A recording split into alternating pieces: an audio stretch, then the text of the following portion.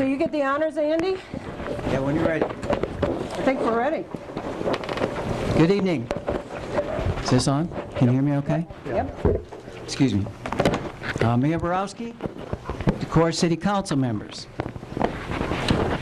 Decorah City staff, concerned citizens. My name is Andy Nelson. I'm a lawyer here in Decorah. I'm here with my associate, Sandra Clausen. Together, we're local counsel for Decorah Power. You're all here tonight to hear about Decorah Power. We also want to announce that General Counsel for Decorah Power is here tonight, Sheila Tip from the law firm of Brown Winnick in Des Moines. I'm going to start this meeting with a brief history of where we were and where we are now. In 2016, as the Alliant franchise was set to expire, the city was approached to renegotiate a new 25-year contract. As a result, a local citizens group was formed and named itself Decorah Power.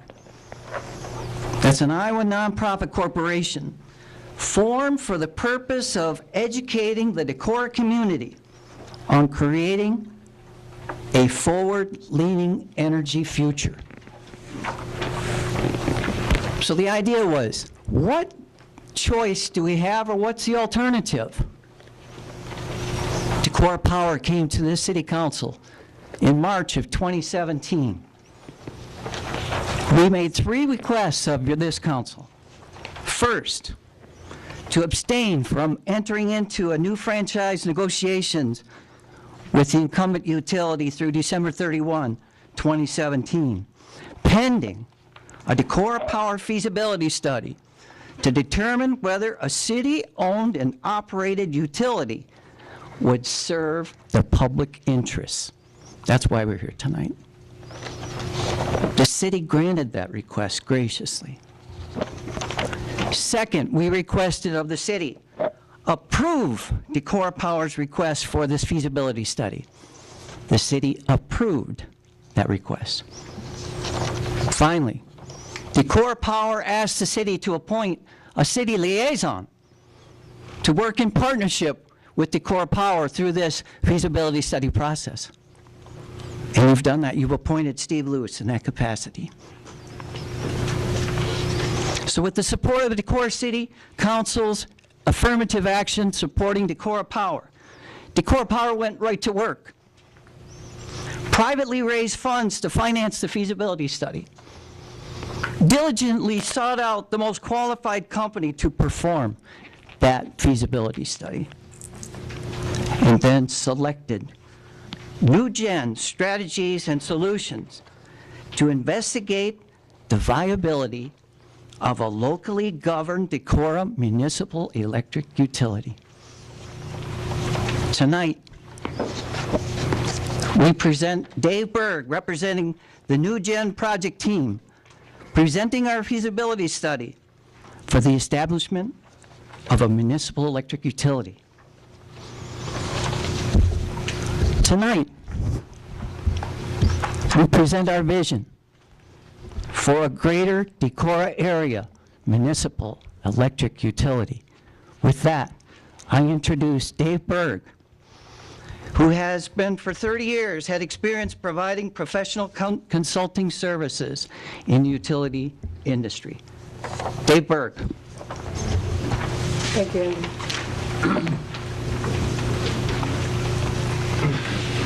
Thank you, Andy. Good evening, Madam Mayor, council members, and everybody in attendance. As you mentioned, yes, I'm Dave Burke. I'm out of the Twin Cities, and I'm part of the project team. I was the project manager for the feasibility study. So what I'm going to do is really step you through, and there's a fair amount of detail relative to what we looked at and the assumptions that we've made and the analysis that we've done. So the team... Before you start, I'm just Yes. going to make sure the volume's okay for people to hear you. All right? Okay? Okay. Okay, thank you. Sorry to interrupt you. Lift the mic a little bit. What's that? Lift the mic a little bit. Or just turn it up. All right. That's better. Thank you. So our team, so NewGen Strategies and Solutions, which, and actually if you go to the second bullet, you'll see Dave Burke Consulting, which actually is me. I'm actually a sole practitioner consultant, but I'm also an affiliate member of the NewGen company. And actually, the vast majority of the folks in NewGen and I used to work together at a firm called R.W. Beck, which actually doesn't exist any longer. So most of the folks who worked on this project from NewGen I have been working with for over 20 years. It also included exponential engineering, which is more of a design, a distribution design engineer, and they were involved with doing an assessment of the local electric facilities, the distribution lines and wires and poles and so on, relative to what went into our feasibility study. So between NewGen and myself, we were doing more of the economic engineering kind of analysis, and Exponential was in charge of sort of the hardcore engineering portion of the analysis. And we actually had folks from Exponential who were in town for about a week and a half doing an assessment of the actual physical system. So obviously, I think everybody knows that the current supplier, Interstate Power and Light, which is a subsidiary of Alliant, so some people would actually refer to it as Alliant, some people would refer to it as IPL or to Interstate, but you know, we all know who we're talking about. And Alliant serves customers in both Iowa and Wisconsin, and they are what we refer to as an investor-owned utility. In other words, they are owned by investors who buy their stock. We're talking about the formation of a municipal electric utility, or what I'll refer to as an MEU, which is also owned by people. The difference is that it's what we would call a consumer-owned utility. Municipal utilities and rural electric cooperatives are consumer-owned. They're owned either by the citizens of the community or the members of the cooperative. So Alliant currently serves the Decorah area, the city and some areas just outside of town. One important distinction is that the transmission system that comes into town is actually owned by ITC, which is a separate company. And so the transmission service, that would not change, and the rates under which that would change, or would not change, if we were to go to a different provider, an MEU, as opposed to Alliant. So we're really just talking about the actual facilities that are here in the community of Decorah. Looking at the scope of our feasibility study, we looked at, defining the service area. We then developed a value of the facilities, because the MEU would have to purchase those facilities from Interstate. We looked at what are called reintegration issues. Sometimes if you acquire a portion of an incumbent utility service territory, there are other areas that need to be served, and there's what we call reintegration expenses to allow them to continue serving areas that are not part of the acquisition. We needed to look at a load forecast. What will we expect sales to be in the Decorah area going forward? Because we did a 10-year analysis in our analysis, so we've got a 10-year cash flow analysis that we performed. We reviewed wholesale markets. Certainly, Decorah is not going to be building immediately a whole bunch of power plants here in town, so they need to secure wholesale power, and a portion of that would be dependent on the markets, which are managed by what's called the Midwest ISO, or Independent System Operator, or MISO is what it's referred to. And it's a market for both capacity and energy at the wholesale level.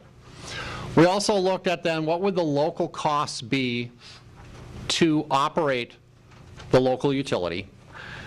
And we then estimated what the average rate would be under different scenarios for the MEU, and compared that to an average projected rate for Alliant or Interstate. Now, one of the things that's important when we talk about the rates, what we're looking at is the total revenue divided by the total kilowatt hours, which won't match up if you were to look at the rate that you pay. For instance, you have a residential customer, your rate probably has two parts. You have a customer charge, which is a fixed amount per month, plus some sort of a per kilowatt hour energy charge, plus there's probably some other riders on your bill as well. But what we're looking at here is it would be all of those things summed up divided by kilowatt hours. And it's for all of the customers in town who would pay different rates. A Luther College pays a different rate than a residential homeowner does. But we're just looking at sort of the average all-in cost per kilowatt hour to serve all of the load in Decorah under either circumstance.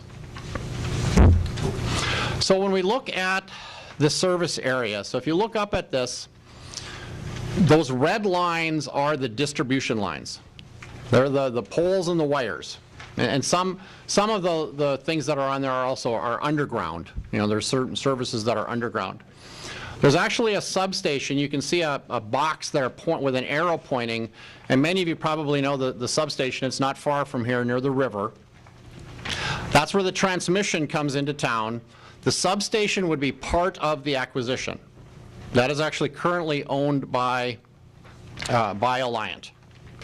So when we look at the acquisition, what we have assumed is acquiring all of the Alliant service territory, even though technically some of it is outside the city limits. The green on this chart is the city limits. So you can see that, particularly east and west of town, that there are areas that Alliant serves. The reason that we have gone on the assumption of acquiring all of it is one of the things that is important in utility service issues is what's in the public's best interest. And not having duplication of facilities and not sort of overspending to serve is generally viewed as being in the public's best interest. So rather than, and those areas, particularly east and west, are predominantly rural. So there's not as many customers on those lines as there are within the community. And that from a purely economic and public best interest perspective, we did this study under the assumption that it would be best if the MEU acquired all of the Alliant facilities rather than just the majority, which are located within the city limits. So that's an important distinction, because then as part of that also there are no reintegration expenses, because this is everything that Alliant owns in the area. So with the acquisition of the substation and all of the distribution facilities, then there would be no reintegration because Alliant wouldn't be left serving any portion of load in the area. So there's just a picture of the substation. If you drive by it, it will look like that, except for now I imagine the ground will be white. So when we look at the physical assets that would need to be acquired, it begins with the substation. Because as I mentioned, the transmission lines that bring high voltage power to the community are not part of the acquisition. Those are owned by a company called ITC. So you actually pay for transmission delivery to get it delivered to the substation. Currently, Alliant pays for that transmission, and what would happen is that if an MEU was formed, then the Decorah Municipal Utility would pay for that transmission. So the acquisition is that substation and basically everything electrically downstream of that. So when we're talking about particularly facilities, we're talking about electrical facilities. We're talking about poles, lines, wires, transformers, meters. So we have the substation, we have the distribution lines, and we have the equipment that actually serves the homes and the businesses. So the distribution transformers that are outside your home, the service drop to your house, the meter installation. We utilized a valuation method known as replacement cost new, less depreciation. Let me tell you what that means. When you look at the facilities, obviously they're not all brand new. Many of them were built 20, 30, even more years ago. But we've estimated what would be a brand new system to replace the system. What would it cost? So that's our starting point. Now this is a conservative number because this is actually a higher number than the number that Alliant would have on their books, which is what we'll call original cost. But I'm not going to get into those details. We're being conservative in our estimate of the value. But the less depreciation portion is if 50% of the useful life of a piece of equipment has been used, then 50% of the value has been depreciated or basically has disappeared. So what we've done is we've estimated the brand new replacement cost of the system, then subtracted off the estimated depreciation to come up with a number. Now, this is based primarily on our field investigations by folks who do this for a living, who went around and really looked at and assessed all of the facilities in town relative to what's here and what their age are. So this is a summary of all of the assets. And I'm not going to go through the line items, but what you can see is on a replacement cost new basis, we show about $14 million in assets. In other words, it would take $14 million today to build this system brand new. Then subtracting off the accumulated depreciation, we end up with a net number of just under 5.1 million. So within our analysis, our assumption is that the MEU would have to pay Alliant 5.1 million for the facilities. Now ultimately that's decided at the Iowa Utility Board. They would make the determination on the number. But so this is the number that is being utilized in our analysis. Once you have the system, and as I mentioned, obviously you have to secure wholesale power. So we looked at this from 3 different perspectives, because there's always kind of a risk and reward balance in how you look at these things. I mentioned that there is a market, and within MISO, within the Midwest ISO, there is a market for capacity and for energy. You can buy market-based power. The energy costs will fluctuate on an hourly basis. Right now, market prices are very, very low. But there's also a lot of risk associated with 100% exposure to the market. That's why there's sort of that whole risk reward. It is a market. So, but one of the cases we looked at was 100% purchase of power from the market at market prices, and MISO has projections of market prices which we utilized in our analysis. But that would also be viewed as the highest risk, because market prices could double, could triple, or they could stay low, but that's a risk-reward issue. We also looked at, there are organizations who sell what we call firm wholesale power to utilities like an MEU. Particularly, there are what are called joint action agencies, which are a municipally based wholesale provider who have members that buy at a contract rate. There are also the rural electric co-ops have what are called G&Ts, or generation and transmission utilities, that are also wholesale providers that you can buy if you contract with them at a specific rate. There's much more certainty around that rate. You don't have the market kinds of fluctuations, but it's also a much higher rate. So now you've got that trade-off between low price, high risk, high price, low risk. We also then did a middle-of-the-road kind of hybrid, where we looked at having 70% of the power coming from the market with 30% on a contract basis. And this is something that other municipal utilities have done in order to secure a sort of a base load portion at a fixed rate with then another portion at the market rate. And that actually ultimately is what I'll call our base case within our analysis, that the results that we'll be presenting are based on that 70-30 case. It's not the highest price, nor is it the lowest price relative to the wholesale power. And again, the transmission service and the transmission cost was at the ITC rate, which is a rate that you can just see what it is, and it's an easy calculation. So when you look at the power supply scenarios, these are prices now, and it's important to recognize that the prices I'm showing here are only for the wholesale power component. These are not rates for the end use. This is just the wholesale power, and it does not include the transmission. But you can see the differentials, that we're at about $25 a megawatt hour at market, whereas we're at $70 a megawatt hour if we're at a full contract. And then that middle of the road, which the first year is about $39 a megawatt hour. To turn that into something that you might see more on your bill, $39 a megawatt hour is like 3.9 cents per kilowatt hour. So obviously there's a wide variation here from the high to the low, and again, we picked that middle one as our base case analysis.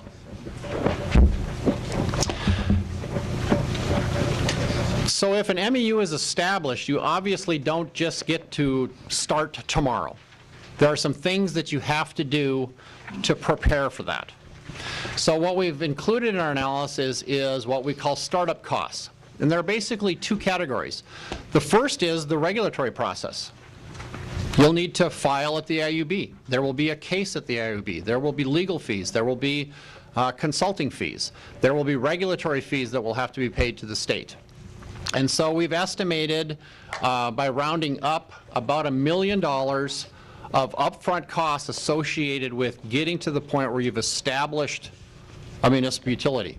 You haven't started operating yet, but you've gotten through the regulatory process to allow to establish one. We also have another $1 million of some working capital. If a utility is going to start operation, you need to have some money in the bank. You know, funny thing about utilities is that you incur costs, and then at the end of the month you send a bill, and then at the end of the next month your customers pay their bill. And so there's always lags between incurring expenses. You also have real fluctuations in your cash flow. Summertime, high usage, lots of money coming in. Springtime, low usage, a lot less. So you need to have, so we've got some startup dollars relative to what we call 1 year of administrative and general labor costs, just to have something for some working capital. We also have made the assumption that we'll do an add-on to the city's water and wastewater billing in order to now bill for electricity. So that's part of the startup costs. And there's also some other spare equipment and some additional working capital relative to power supply and transmission costs in order to make sure we've got enough money to cover those in short-term periods. And so we have another $1 million. So all in, we've got $2 million of startup costs. Now obviously none of this is the $5.1 million that we've estimated to buy out the Alliant system. This is other costs associated with establishing the utility and getting up and running. So this is a summary of our first year of operation for an MEU.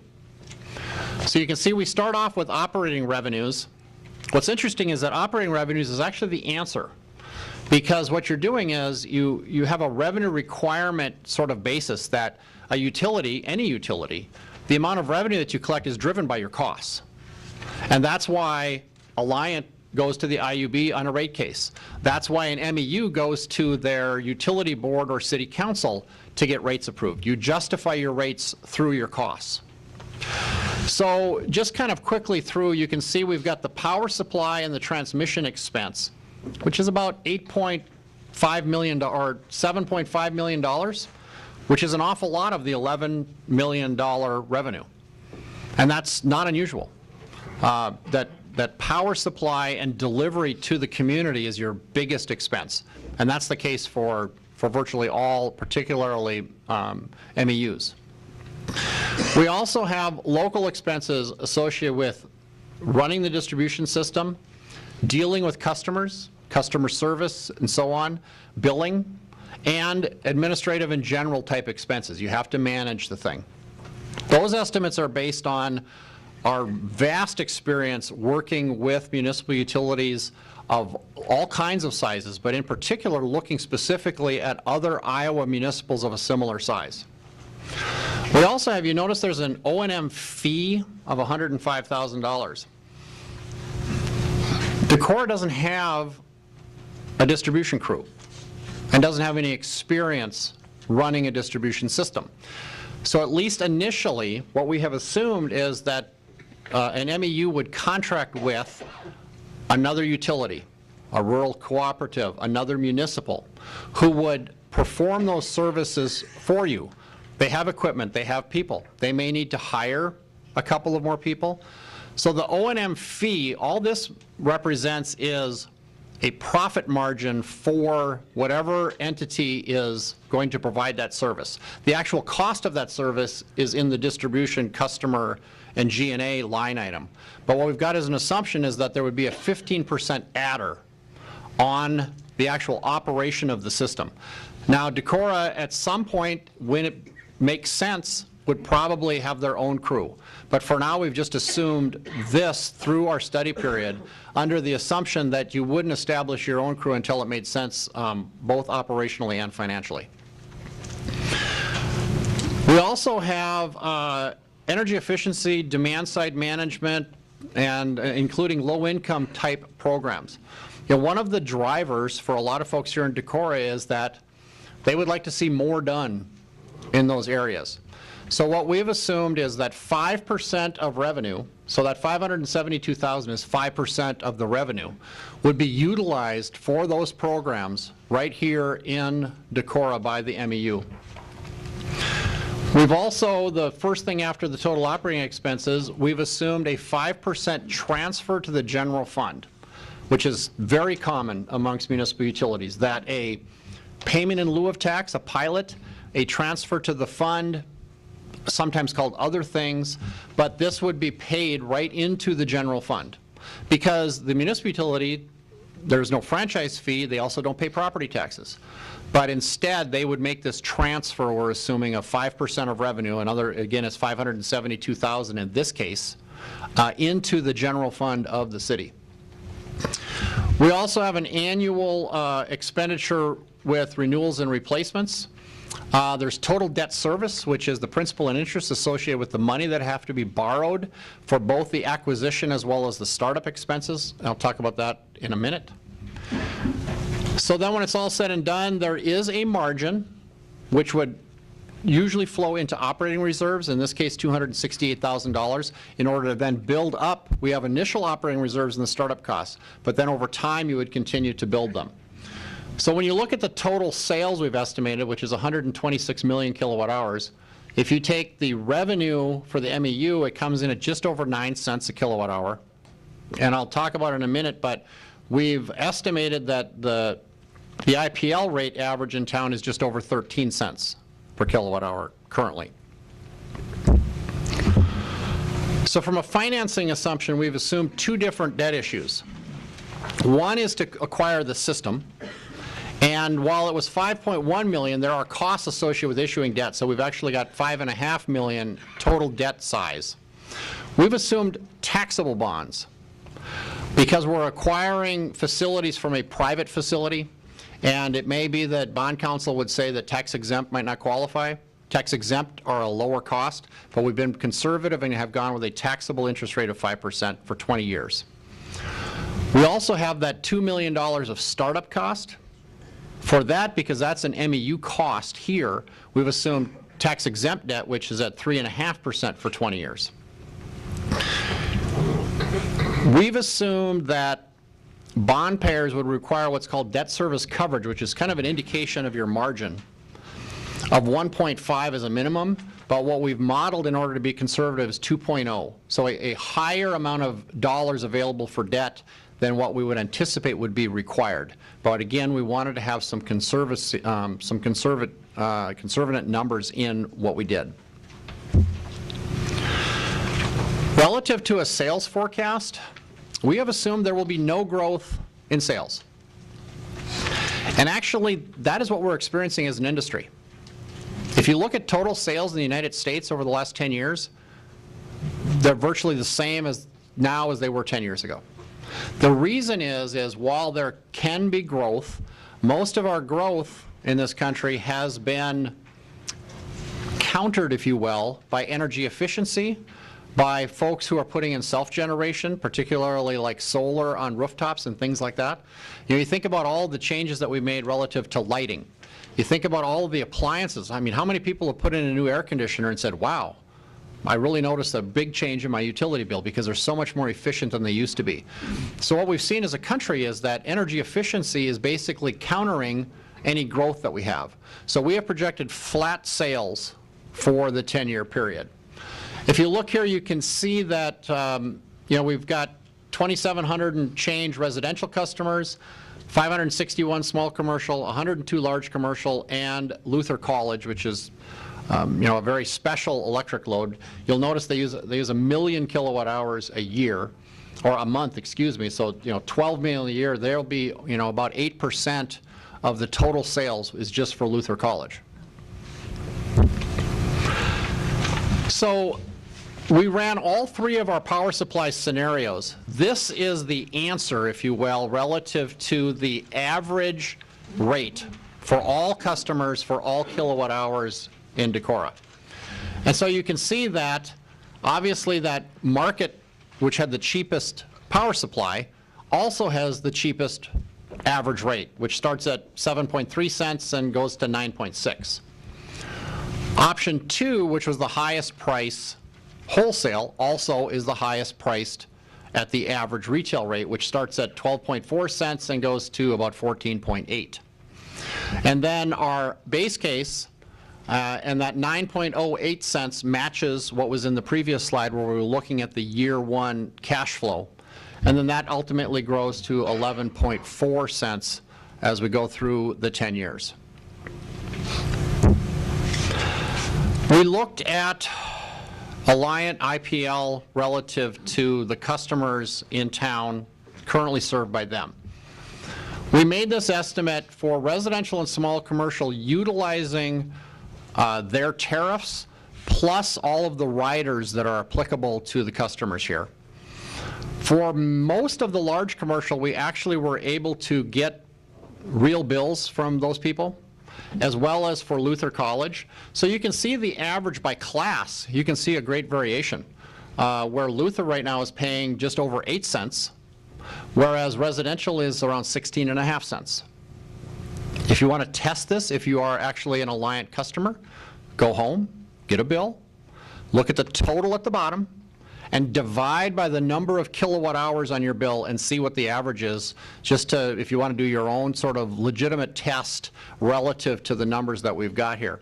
One thing to keep in mind is that this is an annual average, and Alliant has seasonal rates. Their rates are higher in the summer than they are in the winter. So you can see then, and based on the weight and so on, how we arrived at the 13 cents that we're showing currently in our analysis for Alliant. So if we look at our base case compared to Alliant, what you can see is that, every year in our analysis, the MEU's average rate is less than Alliant's by, starting at 4.2 cents and ending up at 4.6 cents. So you might say, well, gee, 4 cents. What does that mean? I mean, really, what does that mean? So now if you look at, and this shows you year one of our analysis and then year 10, just what 4 cents might mean. And basically what it shows is that the difference on an annual basis between total sales is $5.3 million of savings in the first year, and then that's up to about $5.8 million in year 10.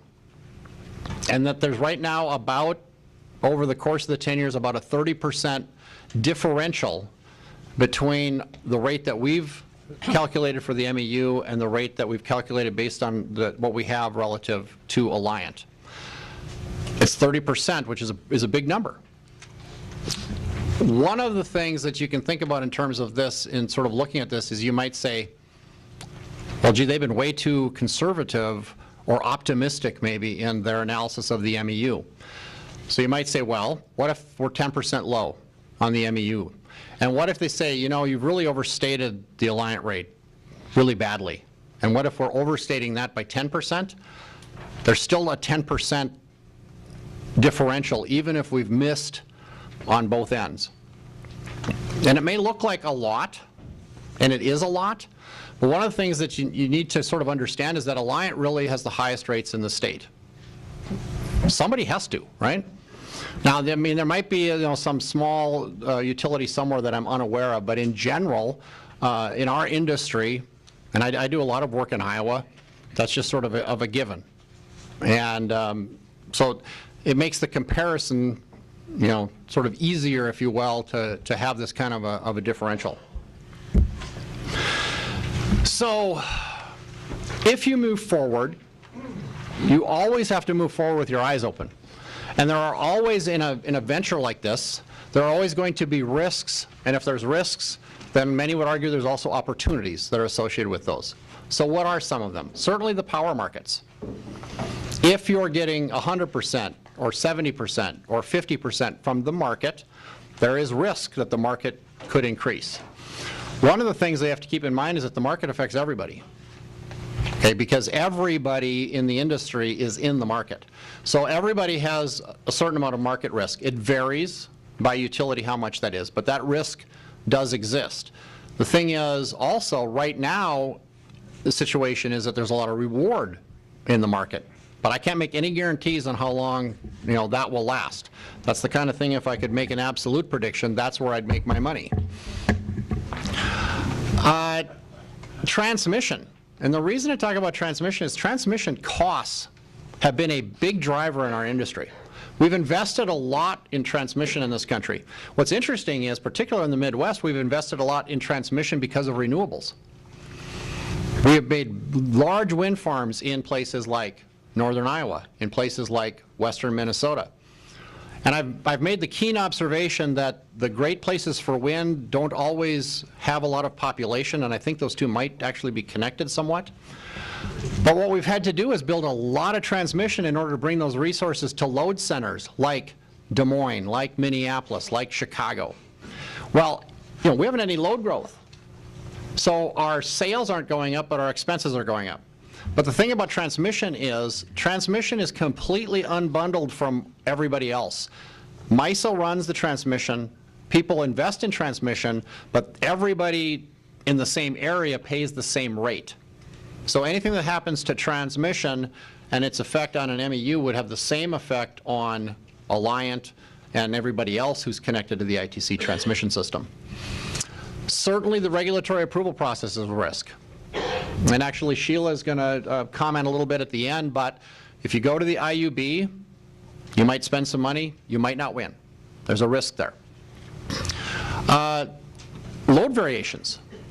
Significant growth can sometimes be a risk depending upon circumstances. Certainly losing large load can be a risk.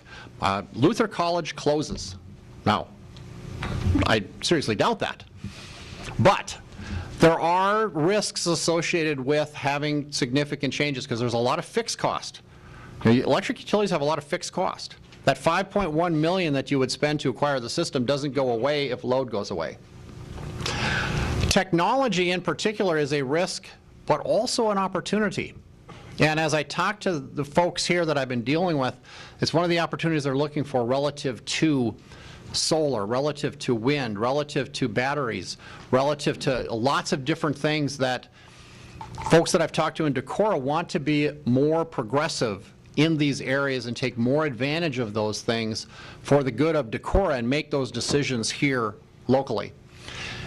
And certainly system operation and operating the system and dealing with those things, which is why we've assumed initially that you would hire somebody who actually has been doing that for quite some time.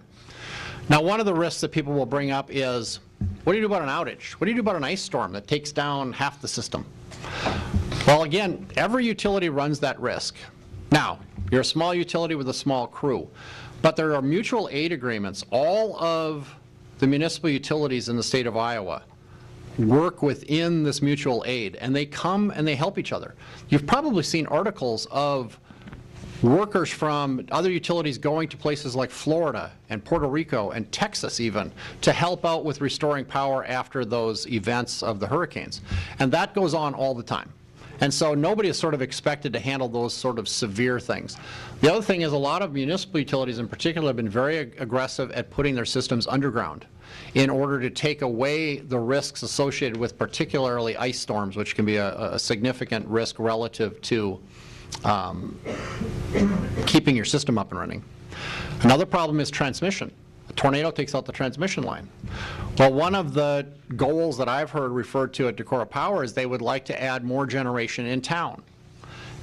Smaller generation, efficient generation, and so on. But if there's more generation in town, that helps you in the case of having a transmission line that feeds the town being lost for some period of time. So, Andy? Andy's going to talk a little bit about a companion report that Decorah Power has put together. Clicking to switch over here. Just hit enter. Okay, thank you, Dave. and I'll be fairly brief here, but I just want to note that we do have 2 reports we're releasing tonight and that we passed out to you all. One of them is the New Gen Strategies and Solutions, which is the feasibility study approved by you as a council. That is essentially a bottom-line economic viability analysis. Could a Decorah municipal electric utility provide the same commodity, electricity, to the same customer base for the same or better rates, prices? And we think the answer to that is a resounding yes. And we'll have some more discussion, and you'll have the opportunity to question Dave on that. The companion report, We Term a Vision Shared, really comes from a lot of the lessons we've learned throughout this year as the New Gen team was doing that feasibility analysis. We were inviting speakers to town, Decorah Power and other partners, inviting a lot of energy speakers to town, especially from other Iowa consumer-owned utilities, municipal electric utilities, but also other energy leaders from around Iowa and beyond, to try and ask and learn how this works, what the opportunities are, what the challenges are. And so these few slides are from that report, but both of these reports will be posted on the Decorah Power website tonight or tomorrow, and they're fully available to everyone to read. So especially this second companion report we're going to go through quickly tonight, but please do take a look at it. And Andy Nelson already essentially went through the background and how we got here. An important point to note is that we're not reinventing the wheel. Decorah wouldn't be if you pursued the pathway of a municipal electric utility, because there are 2,000 of these around the country.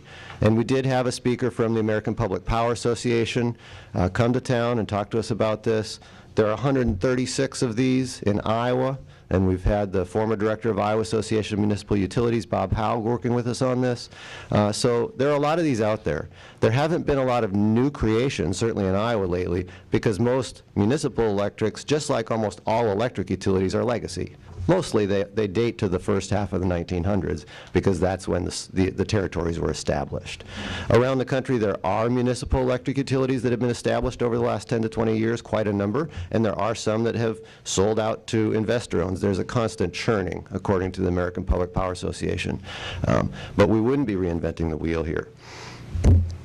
And so the chapters in this companion report go through a few things. Rates and reliability, Dave has already referred to and spoken to, so I'll just make a note. We did try to take a look at Iowa municipal electric utilities and figure out, okay, when we come up with, when New Gen comes up with a figure, how does that compare to what our peer utilities? Of the 136, they all report rates, just like the investor-owned utilities in Iowa, to the Iowa Utilities Board annually. They report all operating revenues and all sales. So you do one divided by the other, just as Dave referred to, and you get that all-in rate. This chart here shows the 6 peer communities closest to Decorah in customer number and revenue. So we didn't try to cherry pick, we just tried to pick a handful that fit. Decorah would be roughly in the middle of this batch. And you can see that the all-in operating revenue divided by kilowatt-hour sales as a sort of all-inclusive community-wide rate comes out to around that 9 cents, which is very close to what the New Gen study says Decorah could realize. And so under a municipal electric utility, relative to the calculated rate that Decorah is currently paying, the all-in rate of roughly 13 cents. You also can see, however, that those communities do vary widely, and you see that all over the country, between all kinds of utilities, but also between municipal electrics, and those are mostly legacy and historical facts. What is their generation mix? Do they have assets? Do they have burdens? Right. Dave also mentioned reliability, and certainly the reliability figures are a little less tough to compare around Iowa, because municipal utilities, all utilities, are not required to report all the same data every year. So it's hard to make an apples-to-apples comparison there. But the American Public Power Association told us, and they gave us this graphic that's on the slide, that on average nationwide reliability of public power, municipal electric utilities, is significantly better than average. And what we did learn from folks that came here from our peer communities, including, for example, New Hampton and Osage, Algona, Cedar Falls, Farmers Electric Co-op in Kelowna, that they're all investing heavily in reliability, especially undergrounding of lines.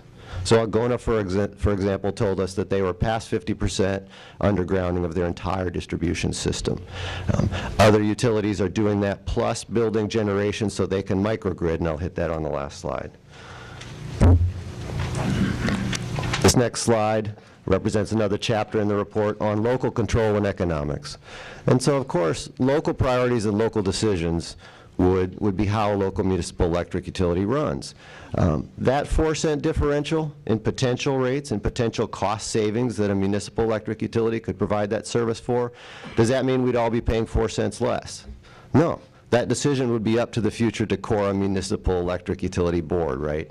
That board would reflect local community values and priorities. That could include a combination of lower rates, grid investment and improvement, clean energy investment in a microgrid that can serve the community if the grid goes down, could even service the debt faster. So all kinds of those priorities would essentially be determined by the community if and when we created this utility. We do believe, however, that with that, the rate differential that appears to be pretty robust, it's highly likely that rates could remain at least stable for all customer classes for quite some time. Economic impacts, of course, of municipal utilities are tremendous. And again, the peer community leaders that came to visit us talked to us about all kinds of things. You know, economic development programs, using local contractors and local purchase programs for everything. Shop local essentially is what a local utility would do, right? As a major new locally owned business, we do need to remember too that all electric utilities in Iowa are monopolies. There is no competition. So there's no private utility that's competitive because it's private and government that's not competitive. There is no competition. The service territories are defined by the utility board, and within that you provide the service to those customers. So we do believe, and what the other communities have shown us, is that locally led municipal electric utilities can be highly efficient in their operations. And the public power contributions to local government was also discussed by Dave. So efficiency in renewables, again, we don't need to get too far into that, but energy efficiency programs we're all aware of have been available to customers. We've been promoting those programs for many years here in Decorah. Many municipal utilities have been running energy efficiency programs for way longer than investor-owned utilities have. And Osage and Cedar Falls are two models of that program. And they both came and talked to us, told us about their energy efficiency and renewable energy community solar programs. So a lot of opportunities. Again, those are opportunities that would be in front of us if we create a municipal utility. How exactly they were to get implemented would be defined by the priorities at that time.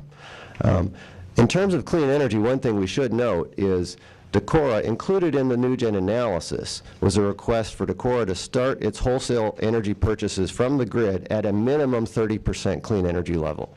That would put us well ahead of the current utility, and we would then be able to move on from there. So essentially, we would be buying clean energy from the wholesale markets at the base 30% level from day one in this analysis. Again, a locally owned utility, public power municipal utility, essentially operates on community values. You determine the priorities. And some of those priorities have to do with rights and responsibilities of ownership. Climate change is something many of us are aware of. Luther College, for example, their investments in renewable energy and energy efficiency reflect their mission, which is to practice joyful stewardship of the resources around us. Many of our local congregations have made similar commitments. This 2017 Iowa Religious Leaders Statement, we do not have to choose between what is good for our planet and what is good for our economy. When combined with energy efficiency and solar, clean energy investment creates opportunities to alleviate rural poverty through good-paying jobs and other economic benefits to small communities. So we really would set the priorities here. That would happen in the future, but those priorities would be local, under local control. And I'll keep moving. This is the last slide here on lessons learned, again, from our Iowa leaders that came to town. This speaker actually was not an Iowan. At this point, he's an MIT electrical engineer, researcher, but he does come from Elkader, so we figured he was qualifying as an Iowan. And his specialty is actually cybersecurity on the grid. And so he came to talk to us about this and the research he's doing at MIT around cybersecurity, which is a dramatically growing issue in all aspects, of course, of our society, but especially in the electrical infrastructure. This is a rapidly growing concern. Microgrids, of course, are just a subset of the big grid. It sounds technical and new agey, but anybody that can operate independently of the big grid but is connected can be a microgrid. So you can have a home, if you've got solar and a battery storage, and you can operate if the grid is down, you're a microgrid. If you're a community, and if you have generation capacity internally, and you can operate when the big grid goes down, you're a microgrid.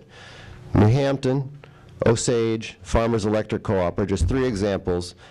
Their leaders came to town and told us about the fact that they have internal generation within their utility, owned and operated, so that when the big grid goes down, if and when a storm hits the transmission lines or whatever it may be, they turn on their generators and the customers don't even notice a change. So that's not a new agey thing, really. A lot of municipal utilities have had generation over time. Going forward, a new Decorah municipal utility wouldn't have it necessarily from day one.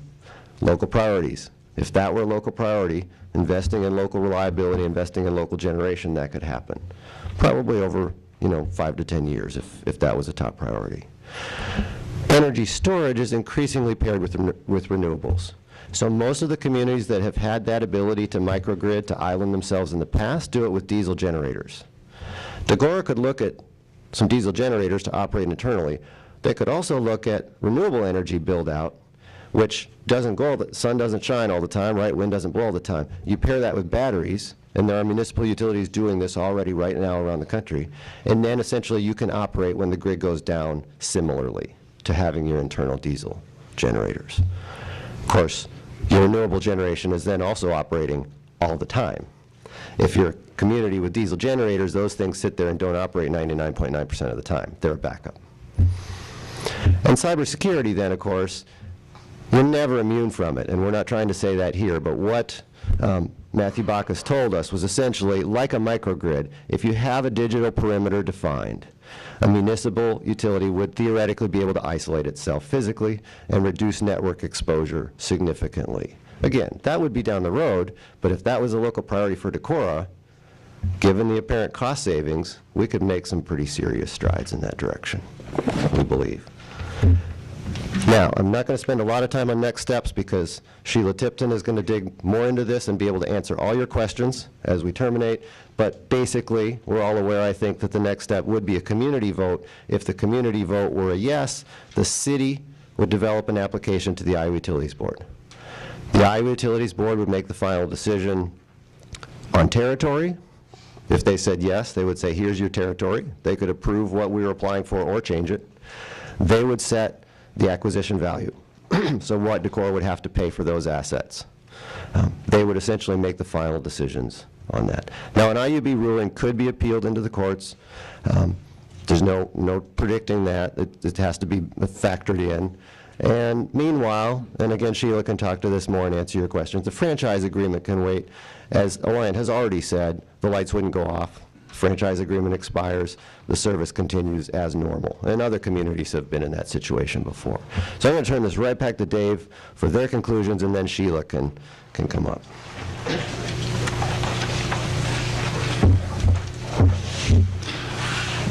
So quickly, essentially our conclusion is that an MEU could operate at a lower overall rate as compared to Alliant IPL.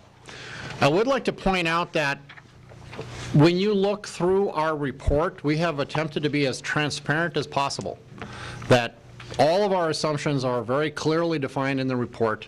And so, if people want to review our analysis, it is certainly there for the review, that we really haven't hidden anything in our report and just given you an answer.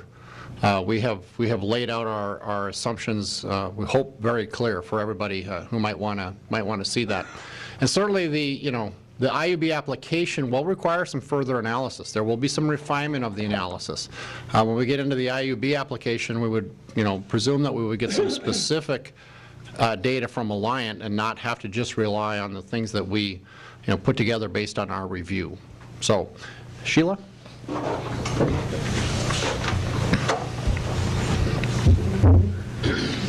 You want to talk about those things too?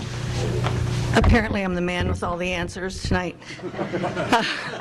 Thank you for having us here. I'm Sheila Tip. I'm an attorney with the Brown Winnick Law Firm in Des Moines. Just a little bit of my background. I have been practicing law for almost 38 years. All of that time has been spent in the public utility arena, particularly energy, although I have done other kinds of utility work as well.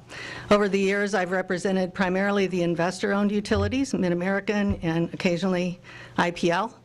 I've also represented wind developers, nuclear developers, just the gamut of entities who are involved in the energy area, and I've practiced before the Iowa Utilities Board almost all of that time.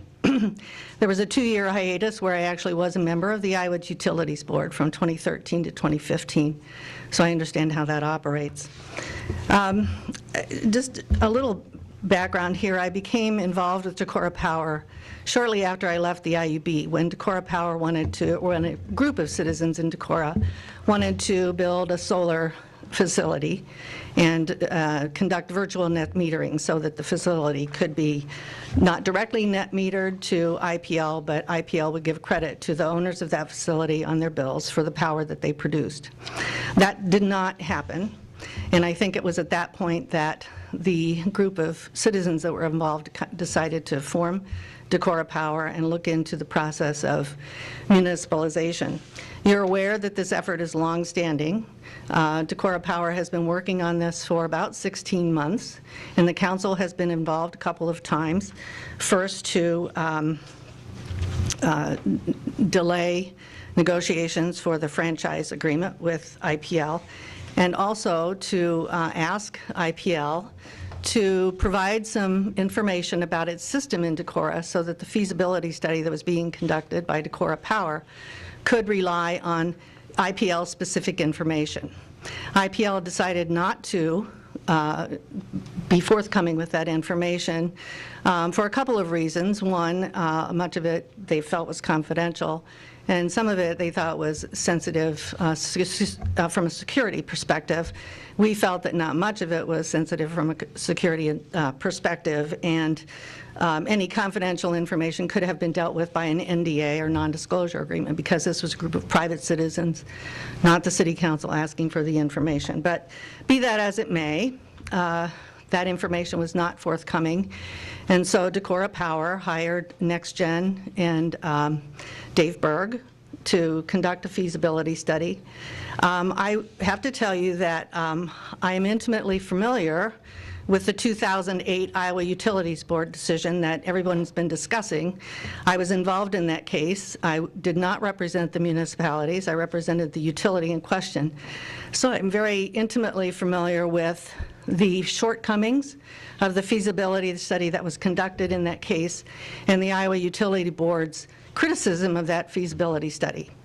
Given that, I can tell you this, that NextGen, Dave Burke, Decorah Power has done everything, or have done everything within their power to address the shortcomings that were present in that 2008 case. I think they've done a great job of doing that, and I think that the feasibility study will only improve over time. It's pretty good now, only improve over time once the referendum takes place and the IUB application process is ongoing. Because at that point, we get discovery from IPL, and we will get IPL's specific information about its system, about its revenues, about its customer loads, and that will only improve the results of the feasibility study, in my view. The January 18th letter that IPL sent the City Council, I think, understandably, has the purpose of trying to poke holes in the Decorah Power efforts here. That's not a surprise to me, but I do want to say that it's surprising to me that, given the reticence with which IPL approached the council's request that it be forthcoming with its own information about its system, that the effort would be made at this early stage of the game to poke holes in the feasibility study. The letter asked the board, or the council to, I'm used to practicing before the IUB, asked the council to delay and to ask Decorah Power and IPL to meet to discuss the feasibility study and to allow IPL to basically tell Decorah Power where it's gone wrong in the feasibility study. I really see no reason to do that, and I would urge the council not to take that approach unless IPL, as a part of that process, is going to be forthcoming with its own information so that a genuine comparison can be made of the two studies. I don't think that's going to happen. So at this point, I really see no reason to engage in that effort.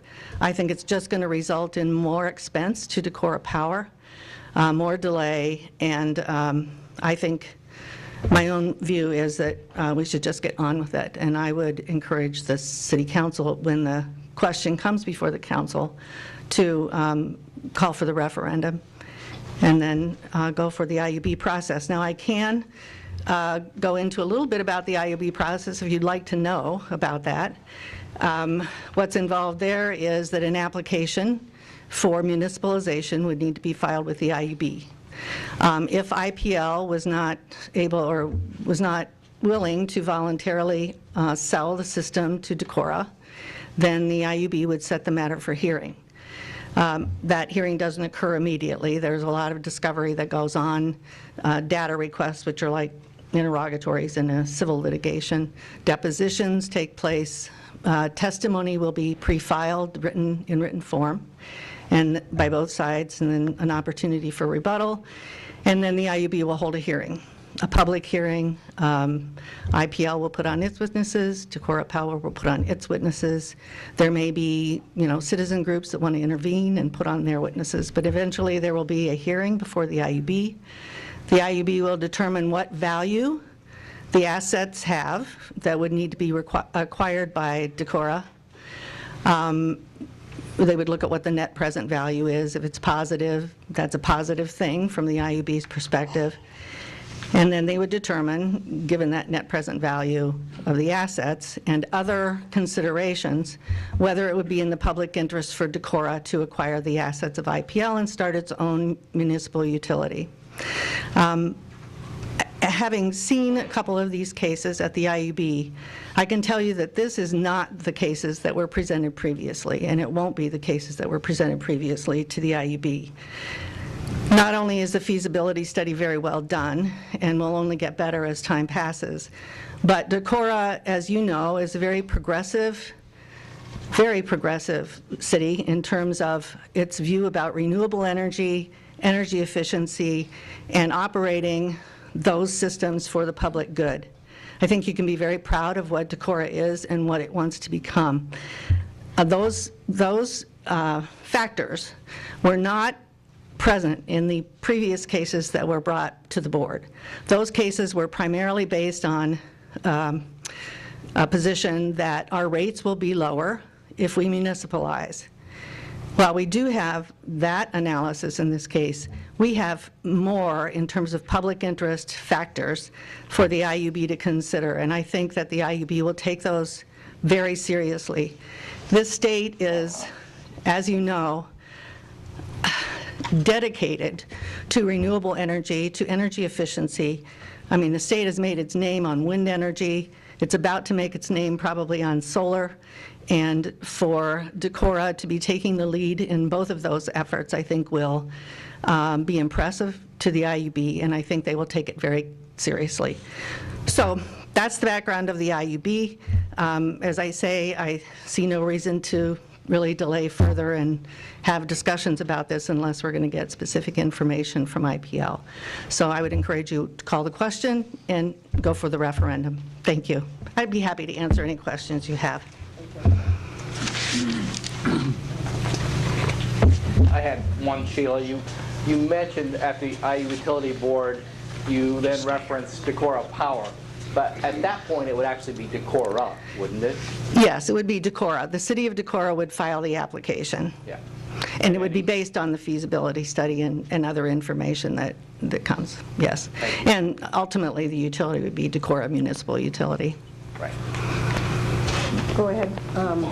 Board, just questions or discussion, so Okay. we'll turn it to you to ask anything you've got. Okay, I'm going to limit the questions or comments just to the city council currently. Suffice it to say that's a lot of information. Just as there was a lot of information with the Alliant presentation as well. I appreciate the hard work that people have gone into both aspects, and it's a lot for a community to digest as we go along. Let's see, I wanted to just ask what type of, if there's questions from City Council that they might have at this time. I know there's going to be a lot more discussion coming up, I believe, and more information out there.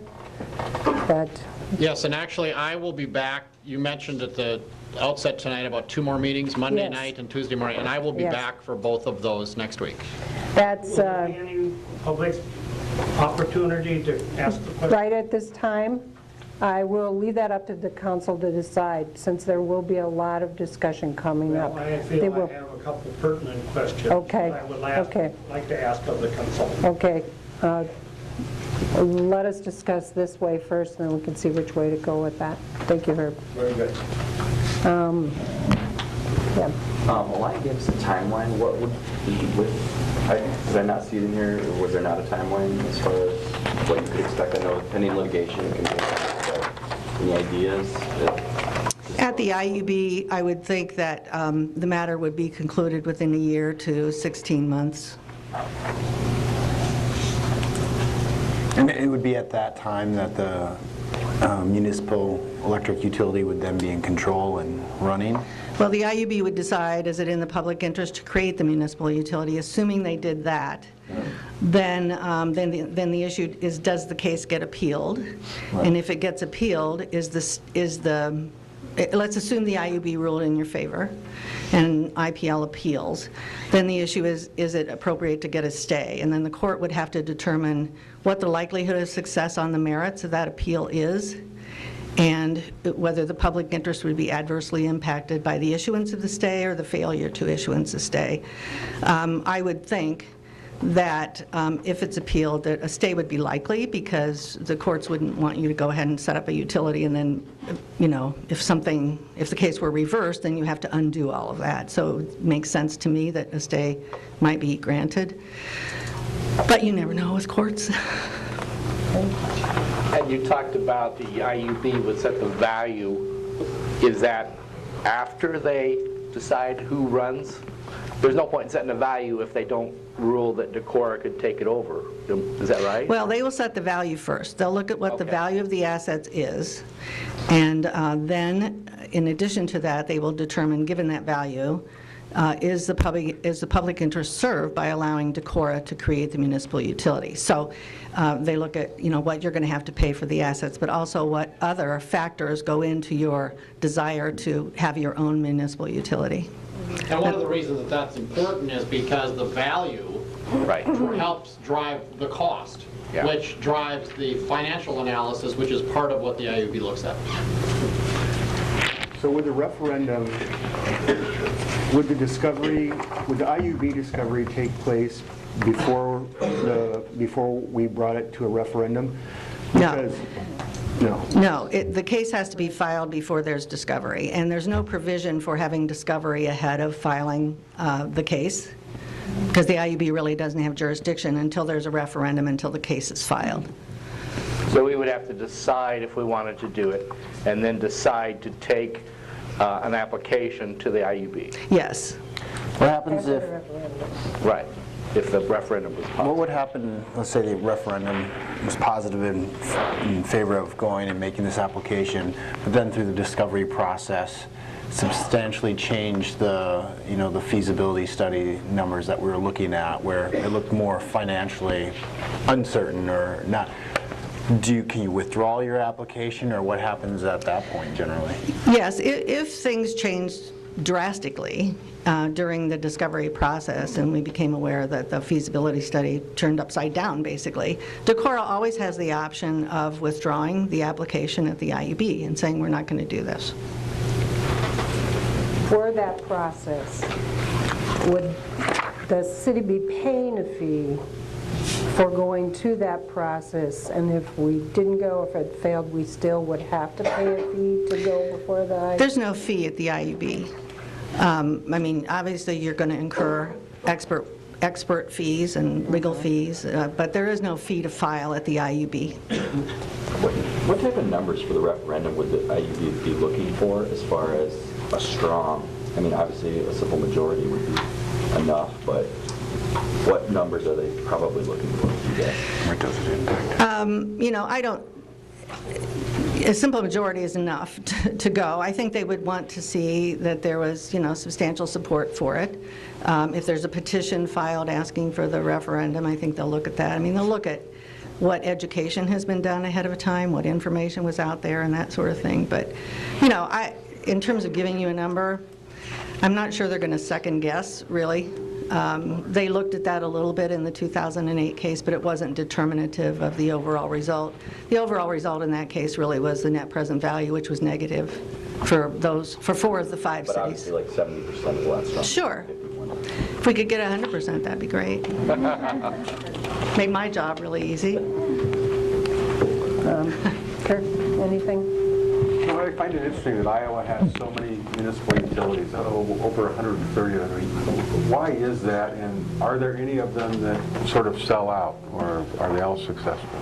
Well, municipal utilities, the upper Midwest is actually a kind of a hotbed, if you will, for municipal utilities. In particular, Iowa, Nebraska, Wisconsin, Minnesota, all have a lot of municipal utilities, as do Texas, Florida. There's even a lot of them in California.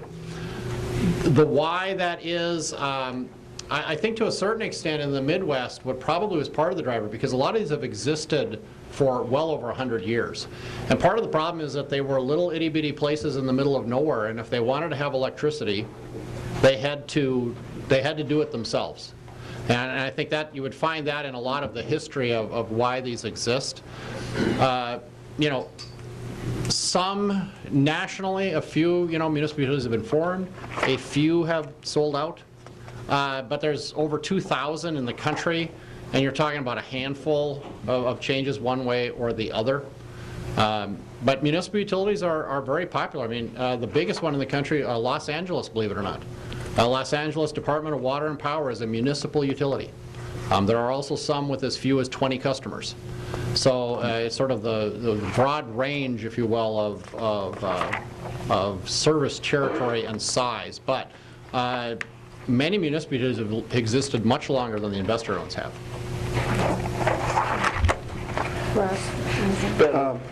Is there in the presentation, you guys talked about in the O&M fee, which was the operations expense, right?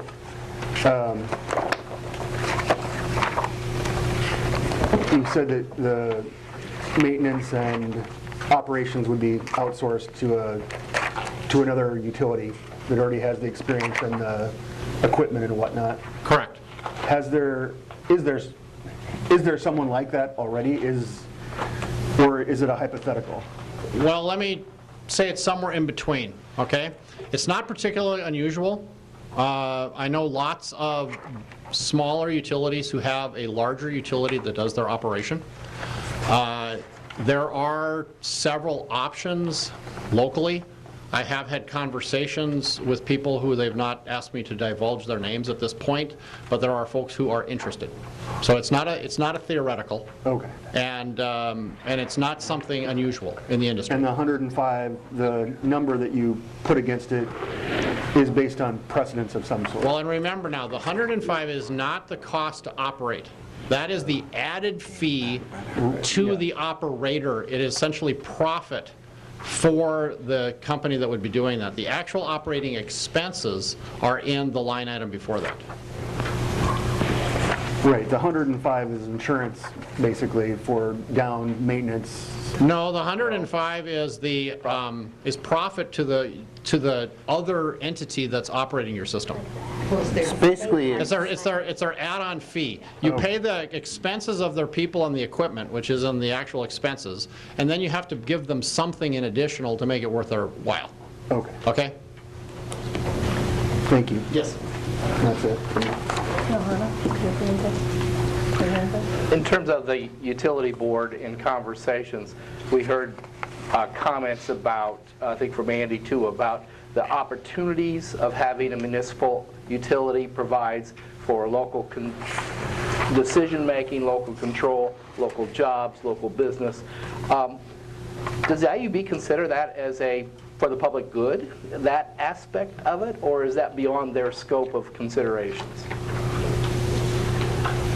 Well, I think that the IUB does consider that part of the public good. I mean, if the community feels very strongly about the need for local control and the fact that the community wants to do things above and beyond what is being done right now, like in terms of renewables, in terms of energy storage, in terms of energy efficiency, in terms of undergrounding, in terms of being able to isolate yourself from the grid.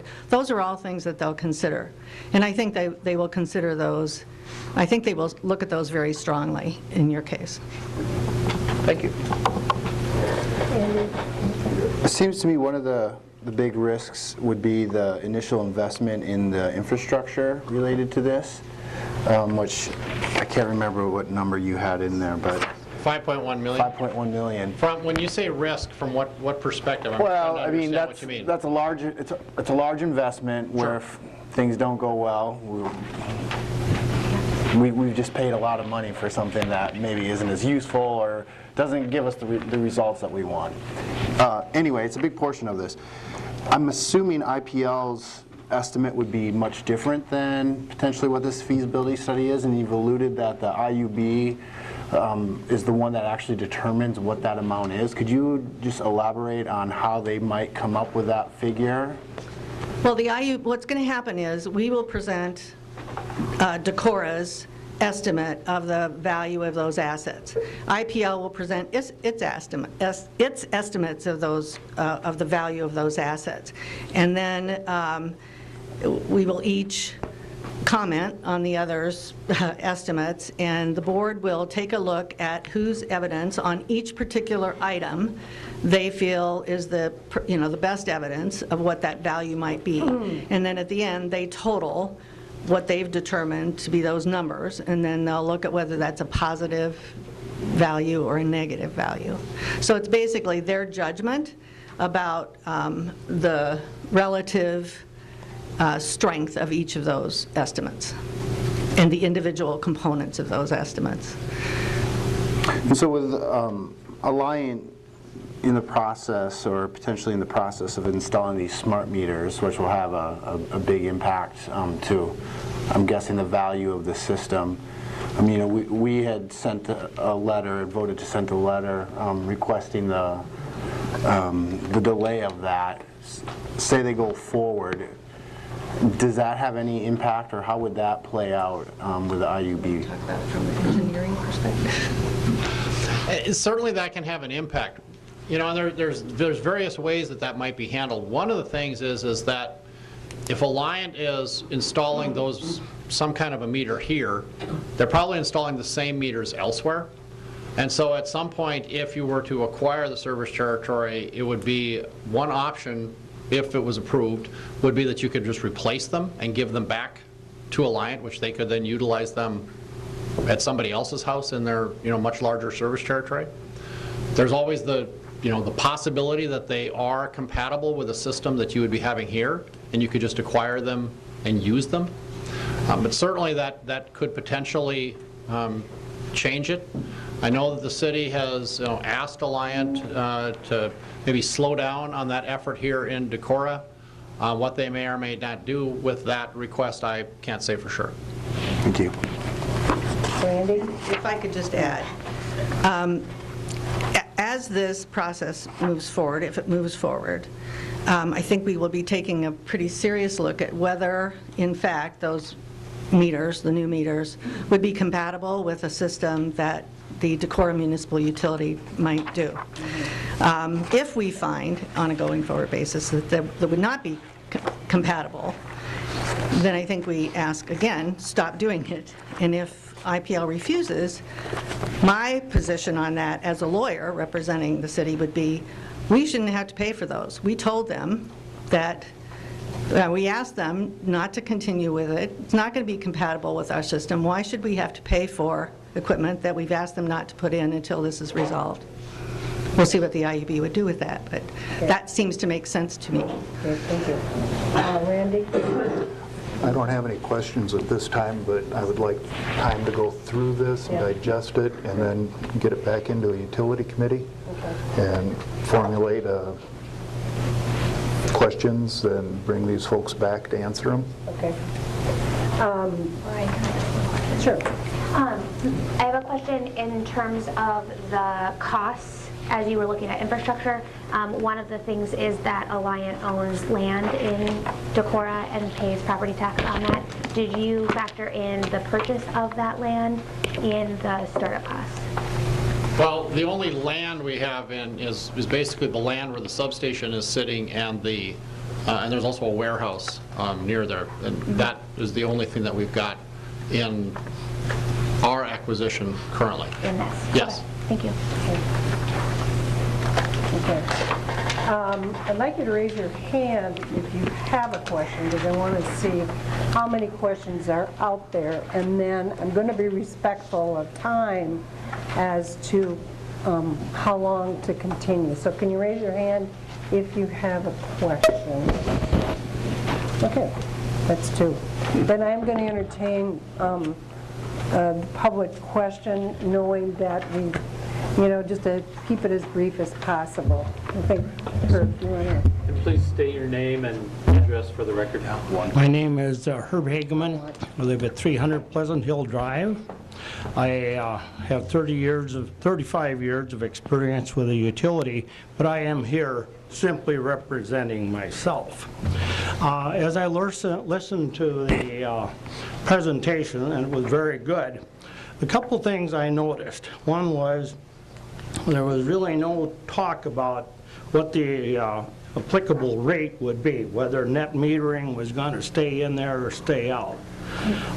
That's one question I have. The other is you really didn't address catastrophic uninsured casualty losses, how that would be covered, or would they be insured against storm damage, so forth. Okay. Would they or not? I would anticipate that they would be insured. Almost all of my clients are insured. Okay, well, that would be good. Yeah. But you talked about increasing energy savings, and of course, Alliant Energy has been involved in that for a number of years with rebates, trees, etc. But what concerns me is when you said you thought the revenue would be flat. Actually, the sales. Sales. Not the revenue. Sales would be flat. Yes. Okay. We have quite a high participation of solar installations, about 4%, according to Alliant, generally speaking. Okay, well, I was visiting with a friend today, and he has a solar unit. Pretty good, pretty well matched to what his requirements are. Okay, well, I would say he was sort of a typical customer, similar to myself, and I just did a rough calculation, and I assumed that he was saving $700 to $800 a year by having those. Well, if you have $700 to $800 reduction on his house, and really we've just begun the solar installation, if we had 1,000 residents put installations in, it'd be $800,000 a year that you'd lose. And certainly we want to encourage that, and if we came up with rates that were more favorable to solar generation people, they would certainly jump on the bandwagon even more. So I really find fault that you could say that would be flat. I see a great installation of solar panels coming, and I think you are missing that. The other thing that was mentioned was that it was a group of Decorah citizens. And how many members on the Decorah Power are not citizens of Decorah? Oh my gosh. Do you know? I don't have any idea where they live. Do you know, Larry? They are all citizens? You are? I live right on the edge of town. Okay. That's Andy Johnson is not. I would be part of the future utility. The territory is currently grassed, because it's a greater area. Yeah, you're not a resident of Decorah. Is there anyone else that's not a resident? I'm just And checking. Herb, I think that I'm going to have you ask that question outside this arena. Okay. That would be probably, and there's plenty of people that you can Yeah. ask, and so I think I'll have you do that. Yeah, I think you should consider that increased solar installation though, for a reduction in Okay. Thank you. Thank you very much. I had one other question, and then we will close. Please step up and state your name and your address. Thank you. My name is Miles Hayes. I'm a resident here. Could you say that again, please? Miles Hayes, How do you spell your last name? Hayes. Thanks. I'm a mechanical engineer in the energy industry. I'm quite passionate about what we're doing here today, incredibly passionate.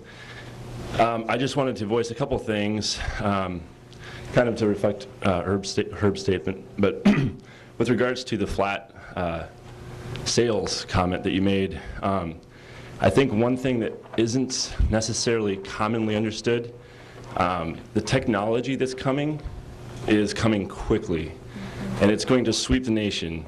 Home energy management systems, automation, everything from community solar to microgrid installations, and the ability to grasp this opportunity right now and move forward as a community to become a beacon of self-sustainable movement that's happening, I think is huge. So I wanted to ask this gentleman here about how that might factor into his analysis, and whether or not I guess you accounted for the fact that we probably could reduce the total demand in our community very significantly after we begin implementing some of these automation technologies.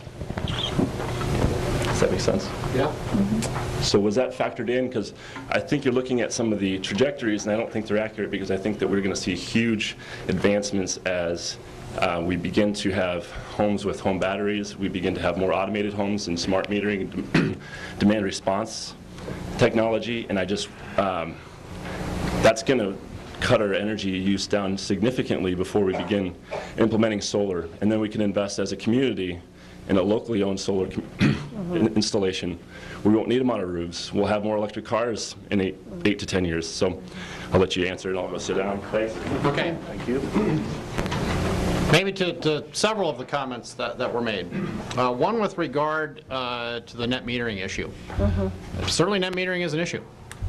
I've worked for many utilities who have net metering programs. In fact, it's interesting, some of the most progressive utilities with regard to net metering are actually municipal utilities. Places like Sacramento, California, and Austin, Texas in particular are ones that are taking it much further than a lot of investor-owned utilities.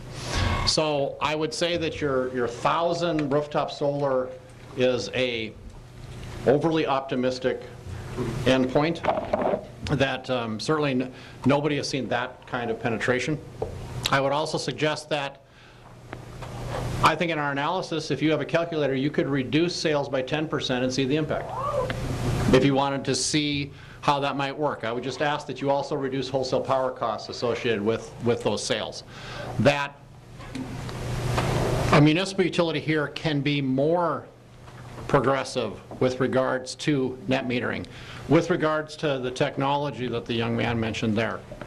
Well, specifically, we haven't addressed some of the things that you're talking about. They're certainly coming. When and at what cost, I can't really say.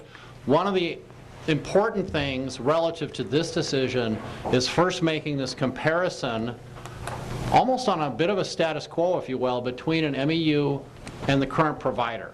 Because the idea is what you need to do is, in a credible way, tell the IUB why you should do this and have the economics plus all of this other stuff. Once you've established an MEU, then you can do whatever you want to a certain extent, within reason. But you can now decide that slightly higher rates are better to do some of the exciting things that you're talking about. You can decide that you can go above and beyond relative to net metering programs. You can decide that you want to be a beta test for some kind of a big storage project that somebody wants to do. You can decide to do a large community solar program which allows people to participate at a lower cost as associated with, as opposed to putting it actually on their own rooftop. So when you think about being able to make decisions in Decorah for Decorah rather than living with decisions made by Alliant and approved by the IUB. Okay. I want to, no, hey Herb, I'm just going to end the conversation. And then what I encourage you to do is to stay after the city council. They'll be around and ask questions at that time too. Because there's a lot, no, please. There is a lot of information to look at. There is a lot of information to balance, and you eventually, if it does go, you're going to want to know how you stand. Be sure you contact any of the people that are involved with Decorah Power. Be sure you contact any of the Alliant people. And there are other times when discussions are going to happen. So at this point, I'd like a motion to adjourn the meeting. So moved. Okay. Second? Second. All in favor? Aye. Thank you very much.